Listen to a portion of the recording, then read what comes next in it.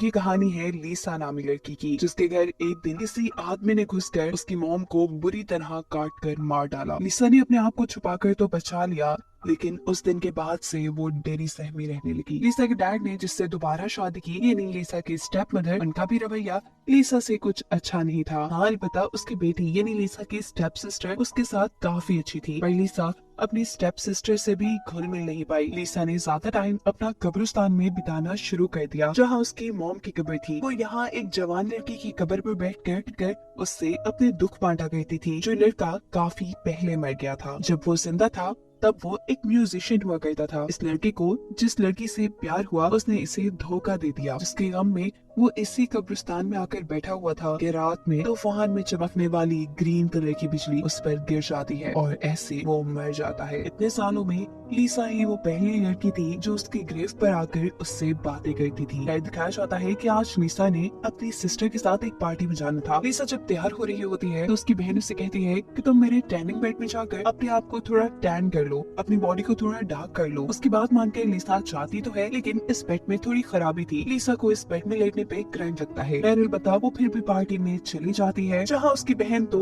अपने फ्रेंड्स के साथ बिजी हो गई थी और लीसा यहाँ बेचारी अकेली। यहाँ एक लड़का शरारत में उसके जूस में कुछ मिला देता है और फिर उसके साथ बदतमीजी करने की कोशिश करता है। तब लीसा उसे बचकर वहाँ से भाग आती है। अपने साथ होने वाले इस वाकये से वो बहुत ज्यादा दुखी थी। वो इस लड़के की कब्र पर बैठी हुई दुख में कहती है कि काश तुम मेरे पास होते। ये कहकर लीसा अपने घर आ चुकी थी और पीछे दिखाया जाता है कि आसमान में आज दोबारा से ग्रीन बादल छाए हुए हैं। वो अब घर आती है। उसे अभी भी इतना गुस्सा आया हुआ था कि उसने अपने घर का एक मिरर तक तोड़ दिया था, और उसके ऐसा करते साथ ही हम आसमान से ग्रीन बिजली को कब्रिस्तान में गिरते हुए देखते हैं। ये बिजली उसी लड़के की कब्र पे गिरी थी जिससे लीसा बातें किया करती थी, और अब वो लड़का जिंदा हो चुका था, जिसकी खबर अभी किसी को नहीं है। दिखाया जाता है कि लीसा के उठने पर उसके स्टेप मॉम ने उसे बहुत डांटा है, क्योंकि रात में उसने घर का शीशा तोड़ा है। वो उसे इस शीशे के पैसे मांगती है। हालांकि लीसा तो कोई जॉब भी नहीं करती, उसके डैड भी उसका कोई साथ नहीं देते, और ऐसे लीसा को नुकसान भरने के लिए एक पार्ट टाइम जॉब करनी पड़ती है। जब वो घर आई तो उसने देखा कि सब लोग खाना खा चुके थे और वो लोग मूवी देखने जा रहे थे। लीसा की बहन उसे भी साथ चलने को कहती है, लेकिन लीसा थके होने की वजह से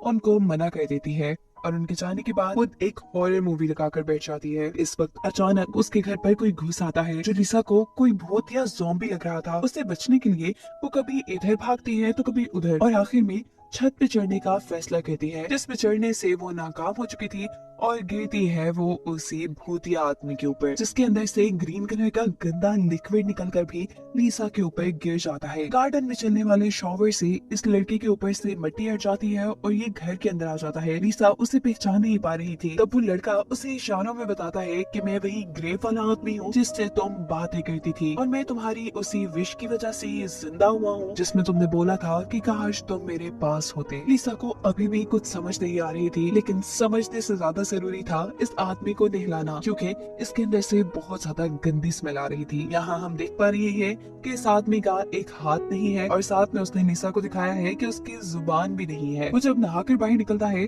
तो लीसा देखती है कि उसका एक कान भी नहीं है। वो आदमी लीसा को समझाता है कि मुझे तुम्हारी मदद की जरूरत है अपने बाकी सारे बॉडी पार्ट्स ढूंढने के लिए। इससे पहले ये लोग आगे कुछ बात करते, लीसा की फैमिली घर वापस आ जाती है, लेकिन घर की हालत तो बहुत ज्यादा बुरी हुई भी थी। इस ज़ॉम्बी से बचने के लिए चीजें कुछ इधर उधर पड़ी थी तो कुछ टूट चुकी थी, और लीसा के स्टेप मदर का मानना था कि ये सब लीसा ने जानबूझ के किया है। वो अपने हस्बैंड से यानी लीसा के डैड से कहती है कि तुम्हारी बेटी पागल हो चुकी है और अब हम इसे पागल खाने छोड़ाएं। लीसा उन्हें बहुत बताने की कोशिश करती है कि ये सब उसके नेचर की वजह से हुआ, जो उनके घर में घुस आया था, पर उसकी कोई बात नहीं सुनी जाती, और ये सारी बातें वो क्रिएचर भी कमरे में सुन रहा था।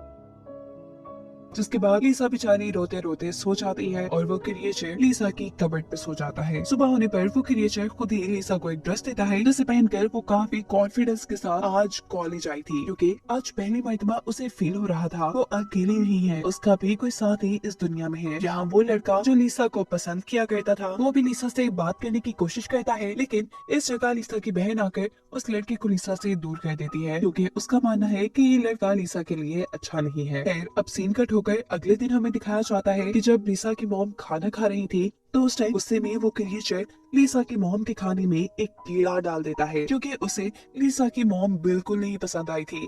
वो लिसा के ऊपर हर वक्त कोई ना कोई जुल्म करती रहती थी। इस कीड़े को देखकर इस औरत को लगता है कि ये सारी भी लिसा की शरारत है, और अब वो ये फैसला कर लेती है कि अगर वो कोई पहला काम करेंगी तो वो लिसा को पागल खाने छोड़ कर आने का करेंगी। हालांकि उन्हें तो आज एक कॉन्फ्रेंस में जाना था, पर वो सब कैंसिल कर देती हैं लिसा को पागल खाने छोड़ने के लिए। वो जब लिसा को लेने के लिए उसके कमरे में आती है और उसे बुरा भला कहना शुरू करती है, तो तभी वो क्रिएचर ऊपर से कोई चीज मारते हुए इस औरत को जान से मार देता है। लिसा ये देखकर घबरा जाती है, पर उसे ज्यादा दुख नहीं हुआ, क्योंकि उसे तो ये औरत पहले से ही पसंद नहीं थी। ये क्रिएचर अब इस औरत का कान भी काट चुका था। लाश पे ये लोग क्या कहते, तो इस लाश को घसीटते हुए ये क्रिएचर और लिसा उसी कब्र तक ले आते हैं जिसमें से ये क्रिएचर जिंदा होकर बाहर निकली थी। लाश ठिकाने लग चुकी थी। अब घर आकर ये क्रिएचर लिसा से कहती है कि इस औरत का कान मेरे जिस्म के साथ सी दो। लिसा ने भी ये कान सी तो दिया था, लेकिन इस कान का कोई फायदा ही नहीं था, क्योंकि ये क्रिएचर इस कान के जरिए सुन नहीं पा रही थी। तब ये क्रिएचर लिसा के हाथ में एक बिजली का निशान बनाते हुए उसे समझाता है कि ये कान तब काम करेगा जब उसे करंट लगेगा। लिसा को अब याद आता है उसकी सिस्टर का वही टर्निंग बेड जिसकी वजह से मूवी के स्टार्ट में उसे भी करंट लगा था। वो उस क्रिएचर को उस बेड में लेटा देती है और खुद अपने बालों को स्टाइल करने लगती है। साफ जाहिर हो रहा है कि लिसा अब काफी खुश है, काफी कॉन्फिडेंट भी है, और ये सब हो रहा है इसी क्रिएचर की वजह से जिसे वो अपना दोस्त मान रही है। ये क्रिएचर जब उस स्टैंडिंग बेड से निकलकर बाहर आता है तो पता चला है जो कान उसने सिया था वो भी अब काम करने लगा है। अब लिसा अगले दिन खुशी खुशी तैयार होकर कॉलेज जाती है। उसका कॉन्फिडेंस, उसका स्टाइल देखकर काफी लोग उसे पसंद करने लगे थे। कॉलेज में वो बहुत ज्यादा मशहूर हो गई थी, और ये सब कुछ ही दिनों में हो गया था। अपनी इसी पॉपुलैरिटी का फायदा उठाते हुए लिसा उस लड़के से दोस्ती करती है जिसने मूवी के स्टार्ट में लिसा से बदतमीजी करने की कोशिश की थी। ये दोस्ती वो अपना बदला लेने के लिए कर रही थी, क्योंकि अब हम देख रहे हैं कि लिसा इस लड़के को उस कब्रिस्तान में ला चुकी है जहाँ पर पहले से ही वो क्रिएचर मौजूद है। ये क्रिएचर बड़ी ही बेदर्दी से इस लड़के का हाथ पकड़कर काट लेता है। उसने ऐसा इसलिए किया क्योंकि उसके अपने पास एक हाथ नहीं था। उसका हाथ लेने के बाद वो लड़का मर जाता है। ये लोग उसे इसी कब्रिस्तान में दफना कर घर वापस आते हैं। पहले की तरह ही लिसा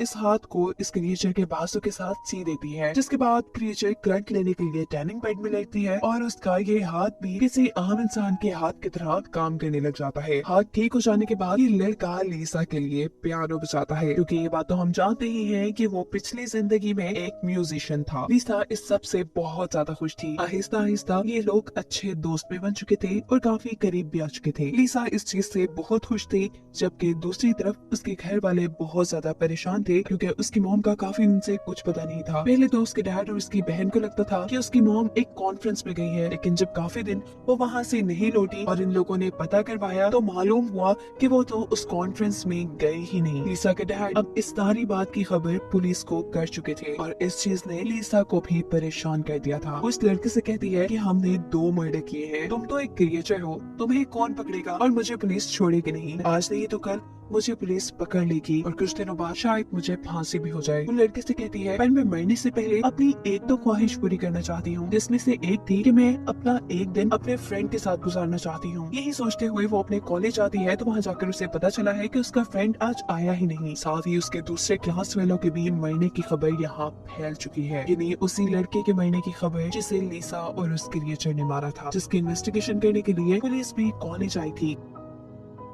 काफी सारे लोगों को शक लिसा पे था, क्योंकि आखिरी पार्टी में इस लड़के ने लिसा की ड्रिंक पे कुछ मिलाया भी था और उसके साथ बदतमीजी करने की भी कोशिश की थी। इसीलिए काफी लोगों को शक था कि उसके मरने के पीछे लिसा का ही हाथ होगा, लेकिन पुलिस को इन्वेस्टिगेशन करने पर कोई सुराग नहीं मिलता और ऐसे लिसा बच जाती है। दूसरी तरफ दिखाया जा रहा है कि वो क्रिएचर भी अब घर से बाहर निकल गई है। एक आदमी को डरा कर उसने उसके कपड़े ले लिए हैं और दूसरे आदमी को डरा कर वो उसकी कार ले चुका था। वो दुनिया की अब खुली हवाओं का मजा लेना चाहता था। वो ऐसे ही सड़कों पे घूम रहा था कि उसी सड़क पर ही लिसा मिल जाती है, जो अपने फ्रेंड के घर जाना चाह रही थी। एक क्रिएचर लिसा को अपनी कार में बिठाकर उसके फ्रेंड के घर ले आता है। यहाँ आने पर उसे पता चला था कि उसकी बहन भी उसके फ्रेंड के घर पे ही थी, जो देख लिसा को काफी गुस्सा आ जाता है और लिसा का बदला लेने के लिए अब ये क्रिएचर लिसा के दोस्त के ऊपर ही हमला कर देता है। वो उसके जिस्म के हिस्सों को काटते हुए उसे मार चुका था और अब वो लिसा की बहन पे भी हमला करने वाला था, लेकिन लिसा उसे रोक देती है। जिसके बाद ये क्रिएचर अपनी कार लेकर यहाँ से चला गया और लिसा अपनी बहन को लेकर अपने फ्रेंड के घर से निकल आई। उस क्रिएचर का पीछा करते करते लिसा भी अब कब्रिस्तान में आ चुकी थी। जहाँ आते ही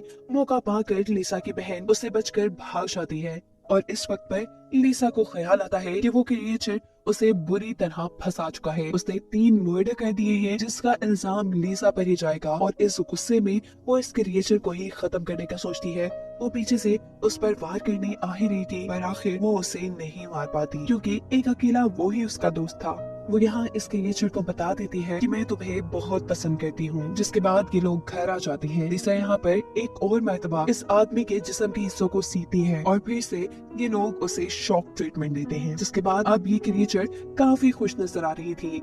उसने एक रिंग पहनाकर लिसा से शादी भी कर ली थी। इसी रात में पता चलता है कि लिसा को पकड़ने के लिए घर पर पुलिस आ चुकी है, लेकिन लिसा जेल नहीं जाना चाहती। वो हमेशा इस क्रिएचर के साथ रहना चाहती थी और इसका सिर्फ एक ही रास्ता था कि लिसा भी मर जाए। अपने आप को मारने के लिए लिसा टैनिंग पेड के अंदर जाकर उसकी हीट को फुल कर देती है और ऐसे कुछ ही देर में जलकर मर जाती है। कहानी के आखिरी सीन में दिखाया जाता है कि लिसा के डैड और उसकी सिस्टर उसकी ग्रेव पर प्रे करने आए हुए थे। जहाँ लिसा की सिस्टर नोटिस करती है कि उसकी ग्रेव पे लिखा है बिलव्ड वाइफ। वो लोग तो यहीं से चले जाते हैं और यही हमें वो क्रिएचर एक बेंच पे दिखाई जाती है जो कि एक किताब पढ़ रही थी, पर शुरू में तो उसके पास जुबान नहीं थी और लिसा ने तो किसी की भी जुबान उसके साथ जोड़ी नहीं थी। इसका मतलब है कि खुद ही इस क्रिएचर ने किसी को मारकर उसकी जुबान ले ली थी, जिसके बाद अब वो एक पूरा इंसान बन गया था। दिखाया जाता है कि गोद में उसने लिसा को लिटाया हुआ है, यानी उसने लिसा को भी जिंदा करवा लिया था और ये दोनों